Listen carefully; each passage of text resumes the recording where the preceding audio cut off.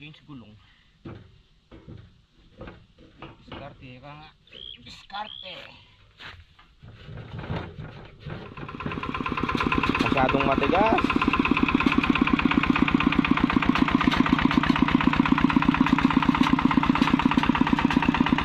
May pabigat.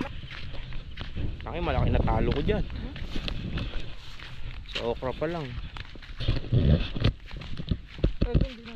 Pero kasama naman yun mga digma sa mga buhay ng buhay bukid nga. Hindi lahat ng panahon panalo. At hindi rin naman ng habang panahon talo siguro hindi lang para sa atin yung gulay.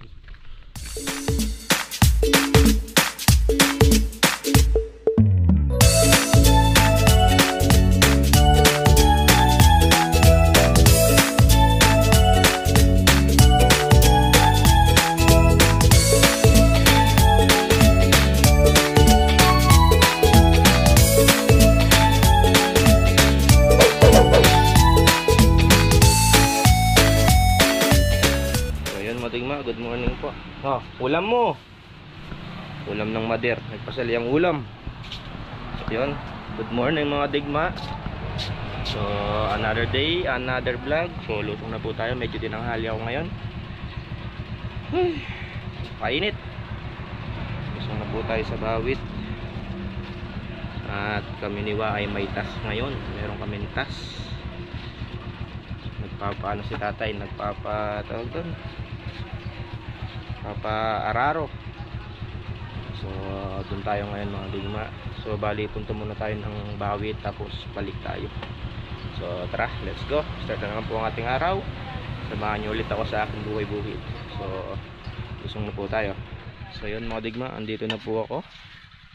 Naya ako pawa. So kain na po tayo mga digma. Ito ulam, adobong baboy. Saka kamatsile. Tapos yung almusal daw nila, yan o. Ginisang papayitan. Okay po tayo. Namoy ba't din yung kaya pang gurami? Nyaman na rin ng gurami. Lalasa lang gatas. Ayan po tayo mga digma. Bago tayo pumunta doon kay sa tela. Munta kami tela bang kupang Oo. Kitang dating pipagpasulan mo. Karon magkay ko. Mag-land preparation kami. Kain po tayo mga digma. Ano ba? Lasing ba? Bukid wifi. Kamu sasaksak dito yun. Packet wifi pwede.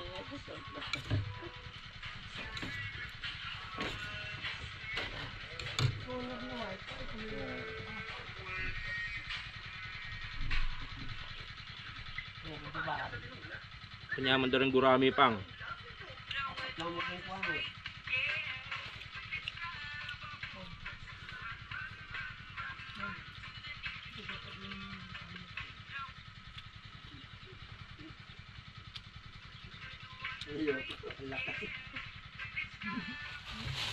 Binogod ako kasi pang.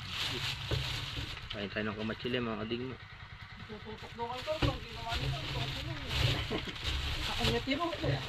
Ito, kasi manutok boga. Kalakas na mo. Alam 45 day. Ang bingay kayo. Malakas yung boga na yun Na-timing ang pamo, kabud malakas. Kahiga ako na, patayo yung maputa. Pang umaga ko kami. Ay, puto mo. Tamis.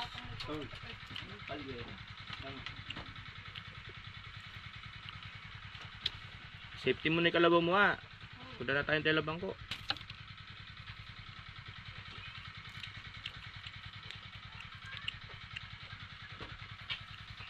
Ay. Ayaw mula pang. Hindi ka medyo bubo yung ayaw mo. Mapindendeng nga man lang Maniba lang. Parang may diabetes, makakaila rin eh. Panula. Eh wari, itang kaunaw na may sisigan ka rin. Kapampangan Sisig. original sisig. Oo, Malapit ka rin. malapit na kaya ka crossing. Yun mga digma, malapit pala siya kay ano, kay do sa pinakasikat na nagtitinda na ng sisig sa Kapampangan. Ano daw, binaril lang pala yon si Aling Susing. Susing. Crossing babae. Rosing. Hmm. Pinakasikat na may sisigan sa ano yung mga digma sa Angeles. Doon nag-originate yung ano sisig. Sisig Sisig Kapampangan eh. Nag-show pa yun. Na? Dito yung Sisig Festival. Yun yung pinalalaban nila, no? Hmm. So, tara mga digma. Ito na tayo sa doon kay tatay. Pang, ikaw nang balagin eh. Mendiluyoy pa pang oh. Wala ting mana ko. Pakbong metang kaya katawang 46. Tara mga digma. Tara mga digma. Mga itik oh. Dadamdam din ng init.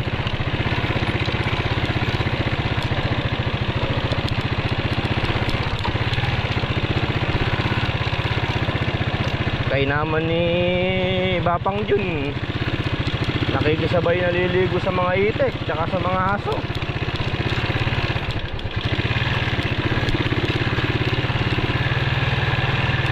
Sobra kasi init mga digma.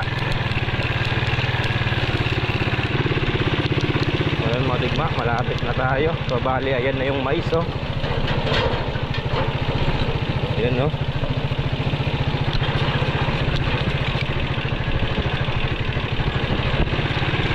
May mga kagat yung ano dahon pero okay lang yan. Wala namang kaso yan, may kagat ng uod.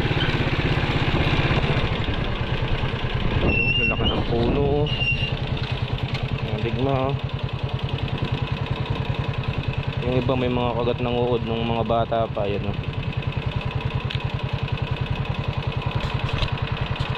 Tara.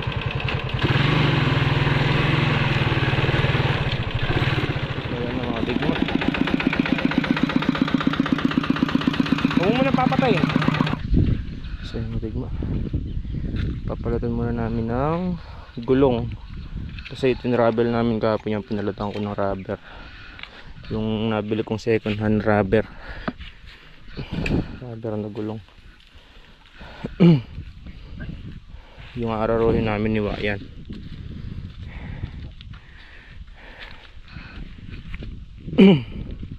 Tulungan mo si tatay dyan, ang mag-ano. O, paya pa ka.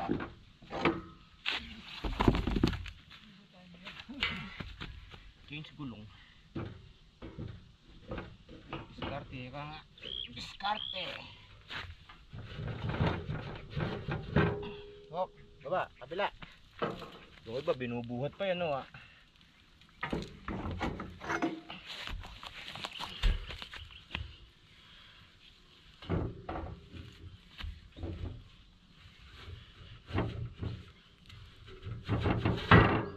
Ngop, baba. Yun. Diba? Ito ng ano, araro. Lumasikit ka niyan. Hindi maya-adjust naman yan eh. Na? Eto. Lalayo ng konti. Lalayo ng konti yung araro. Baba. Yun. So yan mga digma, kailangan ayos din yung mga distansya niya. Pagka hindi ayos yung distansya niyan, pangit kumain yung ano, araro.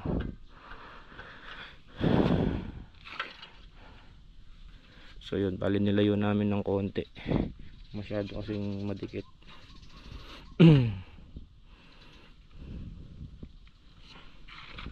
Tapos ito yung the guide. Dito nagdidikta kung gaano kalalim. Sige, hindi ano, ibababa pa daw ng konti, sabi ng tatay. Sige, kuha mo pa. Bababa ko po. Oo. Diyan na ano yung ano mga digma, kung malalim at mababaw. Oh, sumobra. Yan, tama na yan. Sige, sige, bira.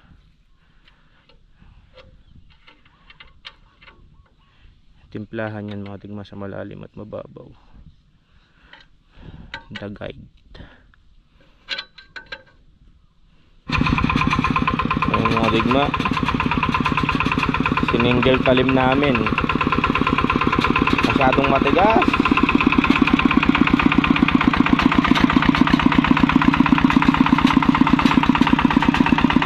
May pabigat na, matigas pa nawa.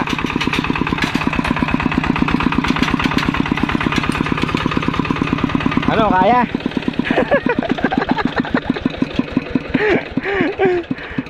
Masakit sa katawan. Masyadong matigas. Hindi na ayaw paglan. Na? Hindi na ayaw paglan. Tumatarag lang na gano'n eh. Ito na tingin mo. Kung sana yan nung tinubig ni mama, tapos nagpagitan tayong 2 araw.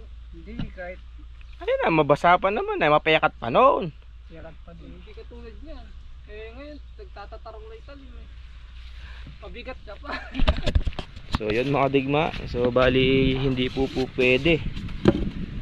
Medyo matigas. Ayan lang yung kinalabasan niya. Baka mamaya masira pa yung hand tractor.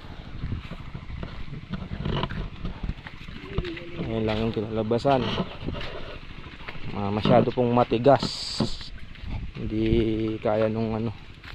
Dito malambot pero dun matigas. Kaya tawag doon, hindi ko na pinapilit. Mamaya mapilay pa tayo. Mamaya masira pa yung tawag doon, yung traktor.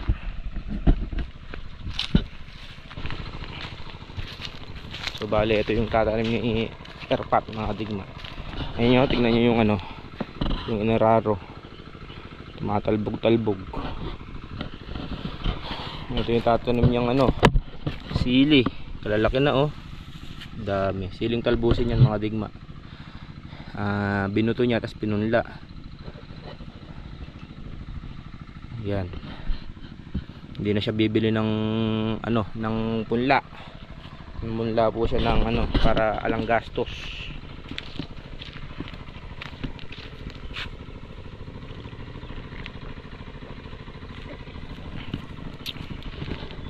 Dito sa tubig wala namang problema, ayan lang po yung tubig oh. So bali yung gamit niyang bangka mga digma, yung bangka ni kuya. Kasi yung bangka niyang nasira,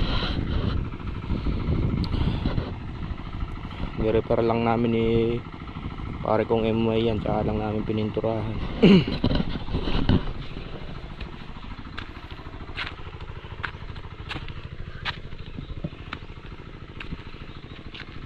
Yan ah. Dati mga digma na yan eh, may mga kahoy-kahoy, nilinis lang ni tatay. Dahil nga tatanim siya ng ano, ganyan no, siling talbusin.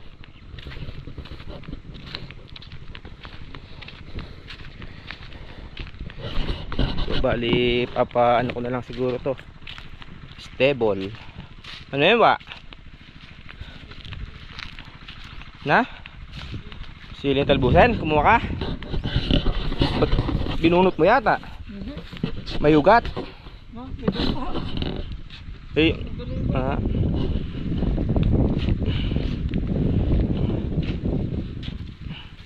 kung sanang ano mga digma kung pwede, medyo titipid ng konti.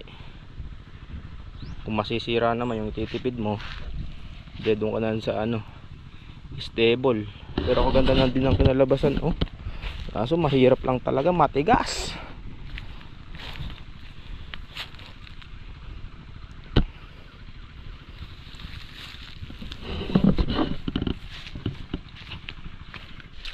So yun mga digma, tingnan lang ang namin yung mais. May bulaklak na, you know? Medyo may damo lang no wa. So bali kami dalawa ni Wa kasi nag-aano dyan mga digma, nag-i-spray yeyey. Wala nang uod no wa. Tingnan yung mga digma, Nung mga maliliit sila, ano po sila, nagka-uod yan oh. So in-spray namin ni Wat, 3 beses yata namin in-spray ni Wato eh. Pero ngayon ala na. Okay na. Yan oh. Yung maganda na yung dahon oh.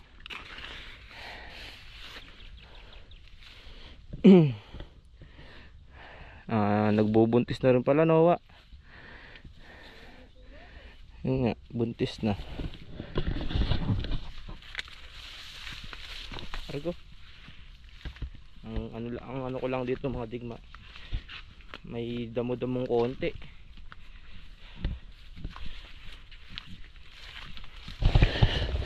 Mga digma, gumanda na yung dahon. Na? Yun o, dalawa ya. So kailangan may spray yung damong konti na yan sa gilid-gilid para hindi lumabong. Magdadalawa puso na ito. Oh?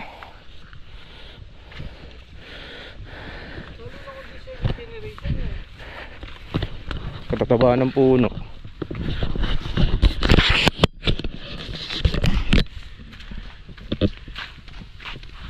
Kikita si Tatay Kati doon Noah.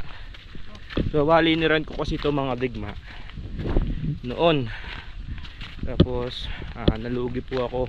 Yan, makikita niyo may tanim na talong. Nalugi po ako, talong at okra. Ngayon ayaw ko na sana.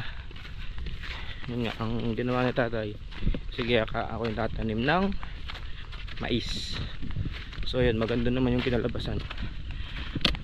Baka mabawi niya yung renta ko. Yung renta sa ano, sa lupa.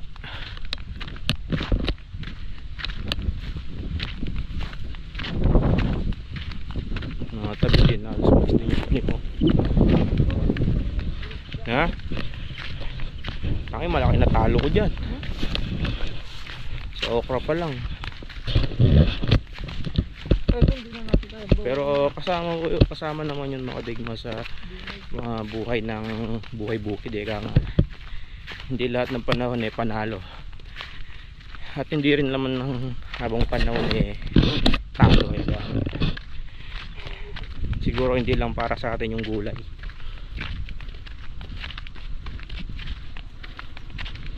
Pero yun, tingnan nyo, tinamnan ni Tatay ko. Yun, bali yun yung unang tanim niya mga digma. Kasi nga nagkasakit siya doon. Hindi ko rin nakalain na makakapag-bukid pa. Yun yung unang tanim niya. Ito pa ba? Pang ulam pwede to. Mga digma, katatamis na ito you know, maliliit nga lang.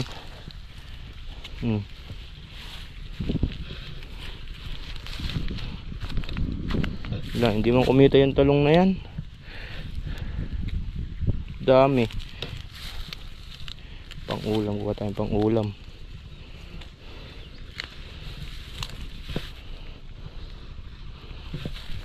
Po.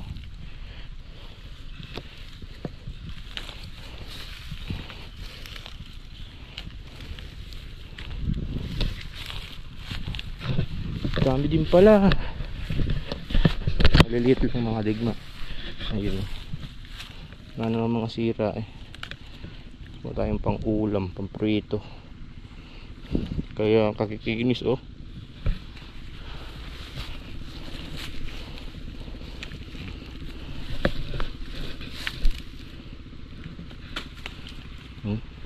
So yun mga digma oh. Diba?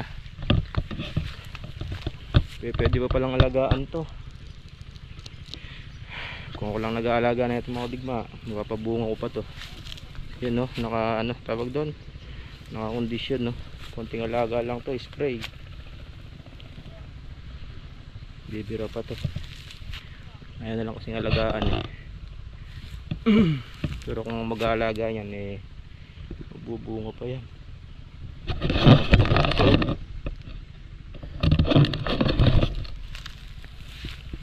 May pangulam na oh. Tingnan mo mga digma oh. Kumuha di siwa. Meron pa siyang ano, itlog. Oh. Kawali at saka mantika na lang yung kulang. So yun mga digma, uwi na po tayo.